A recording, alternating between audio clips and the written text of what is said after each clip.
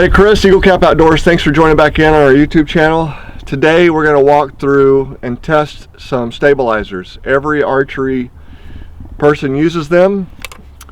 They help counterbalance our bows, give us some accuracy for shooting, quieten our bow when we're shooting, especially if we're hunting. But what we're going to do is I'm going to show you, this is the one I used to use. Actually, I used it. I had it this year. I used it last year. I used it the year before. It's a bee stinger, 10-inch with an 8 ounce weight on the front. I've really liked this one because it helps me keep my bow and pulls and follows my shot when I release the arrow. But what I saw this year that I thought I'd give a try is this dovetail bee stinger. It's a carbon bee stinger. It has weight counterbalance on the back, and it has the front weights. I can add more weights. I'm going to try to add heavier weights on the front because I like the bow to pull, but this is a really good system so you can counterbalance. You can loosen these screws here, slide it back, adjust them, so you're trying to figure out what is the best counterbalance for your bow, as well as you can adjust this angle on the bow. You can see how I have it set up right now. You can adjust it up, down. I have it set so it's down a little bit out of my arm reach, you know. And then this part here, I can adjust it to go out or in, so it moves the weight. It's counterbalancing all my setup here on my bow, my sight, my rest, my quiver attachment. It's sort of trying to counterbalance that, leveling left and right. Okay, so anyway, this is the first one I'm going to shoot. Then we're going to go into this new one that we have. Remember, I did an unboxing.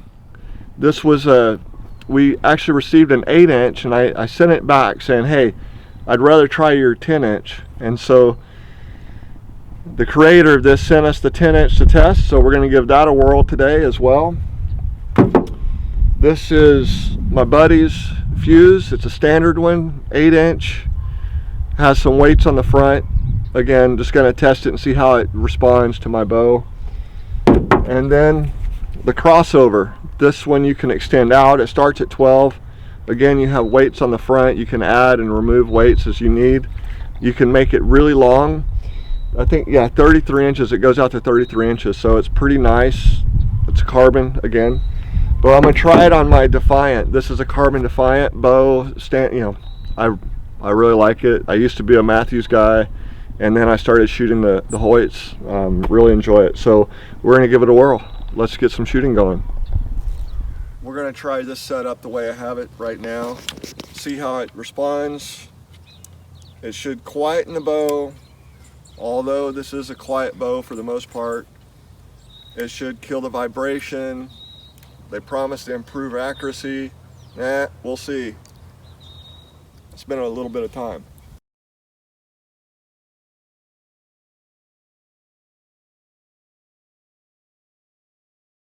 It's all right. I felt, you know, to kill the vibrations. Yeah,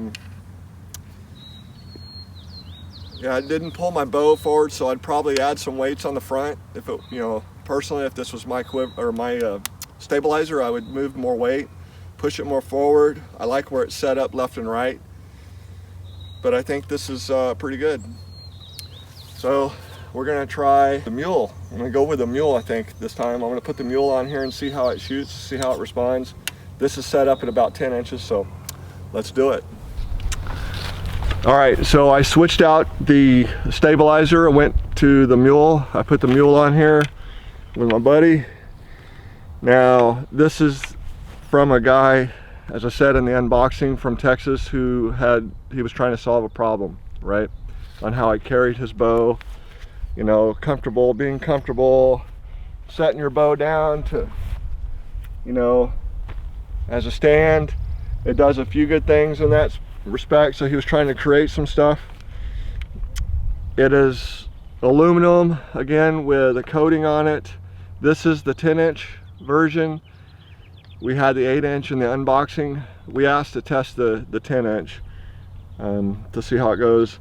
The challenge that I found on putting this on, it takes a little bit of finagling with the screw or the bolt nut in here.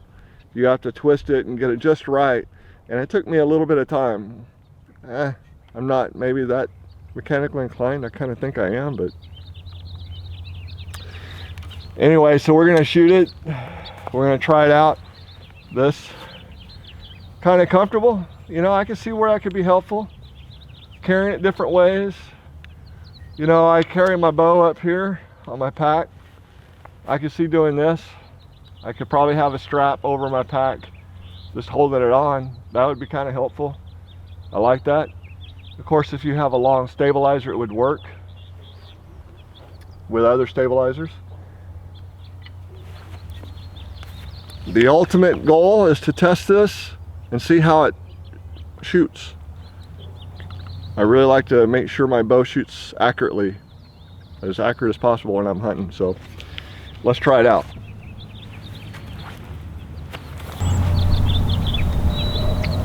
Okay, you know, I still feel a little vibration.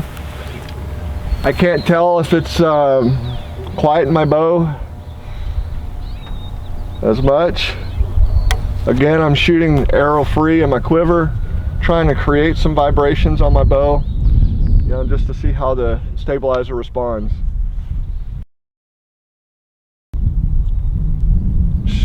Feels like I'm shooting a bow and a little bit of wind. Can't really, I still feel a little vibration in the bow.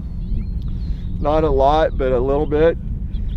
You know, as a stabilizer, I would probably want to put more weight on the end, trying to get me to follow through on my shot. You know, I've gone from little bitty stabilizers to big giant ones. I've been stuck on my bee stinger with a lot of weight on the front. It helps me with follow through. Because when you're hunting, accuracy counts. When you're shooting target practice, accuracy counts. So let's move on to the next one, okay? I think we're gonna do the fuse, which is an 8-inch with some weights on the front. Let's see how that one does. This is the fuse. Pretty easy to put on. The screws on, has the weights on the front, dampening device. You could probably add more weight on it on the front, which I'd probably do. Again, you can still do that, you know. It's not out here, but it's right there.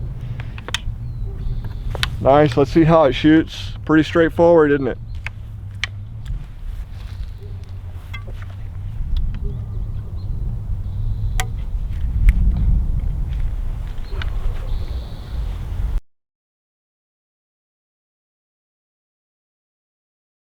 All right, like I said, I feel vibration on it. It's not killing the vibration on my bow as much as I would hope. It definitely doesn't give me the follow through feel that I like to have. Of course, I'm used to having a lot of weight on my bow, so it's not giving me that follow through. It's pretty straightforward, easy to use. Like I said, I could probably add more weight on the end of it. So anyway, we're gonna move on and try something else. We're gonna put a, is it the Challenger, whatever it is. It's a big one. It's used by a very popular bow hunter, a guy that shoots a lot of elk. You might know his name. I'm not going to say his name, but he's very good. Anyway, he uses that device, and we're going to test it out and see how it compares to what my favorites are. So let's do that. So this is a crossover. Like I said earlier, it does extend, I think 33 inches. It's at 12, it has weight on the front of it. You know, they're pretty solid weights. You could probably, again, add more weights. But I'm going to shoot it closed down, clamp down. I'm going to tighten it down, make sure everything's tight before I shoot it. Again, one of the tests, let's look at that. That's handy. You can also carry it however you want. It doesn't really click on your arm. It might rub on your arm. But anyway, the test is going to be shooting. See how it kills the vibration. Let's try it out. This time,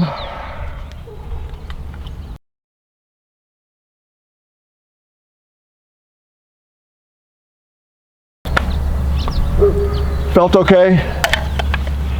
I would probably want it extended. If that's the only weight I had on here, I would want it extended. That would probably give me a little more follow through. Yep, I can already feel it. It would give me a lot more follow through if I extended this one out a little bit. And of course, you can adjust it however you want, but this is pretty handy. I like it. It doesn't have that offsetting like the bee stinger did, so it's not offset, which I like that too.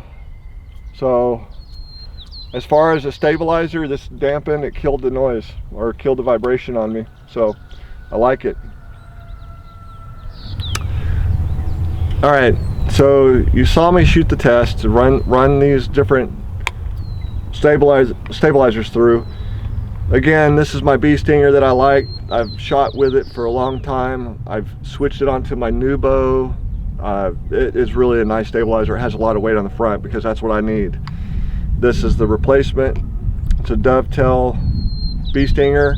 I like that one. Again, I think I would put more weight on it. It's easy to adapt to the bow. All you need is this, your archery piece. This little adapter goes on your bow, and then to get your stabilizer off so you can put it in your bag or wherever, you unscrew it, drops off, no big deal. This is the Mule that we received from Aim for a Pass-Through. It's a decent stabilizer, serves a purpose for carrying your bow. It really is not much for me. It wasn't a stabilizer for accuracy, shooting accuracy, but more of a killing the vibration. It did kill some vibration. Decent, good carrying bow use. You need tools. One suggestion I'd have for Dan, the guy that created it, is to ship a small thin wrench with every one of these, so it's quicker and easier to put on and off your bow. Because if you have to put it on your case, you're gonna have to unscrew it and put it back, deal with that. So the fuse, standard, it's a shootable stabilizer, has weight on the front. My buddy has a bunch of weights on the front of it. It's a decent stabilizer. The crossover, that's the Big Daddy. Has a lot of weight on the front. You can extend it out, as far as you want. Well, 33 inches. So it's pretty cool, compact. Again, to put it back in your case, you're gonna have to unscrew it, right? So pretty easy. Anyway, hope you enjoyed this. It's a really straightforward shooting testing of all the stabilizers. They all serve their purpose. They all have unique characters or characterization. Hope you enjoyed it. Like, subscribe, come back and visit us. Check us out online, eaglecapoutdoors.com. Thanks for watching.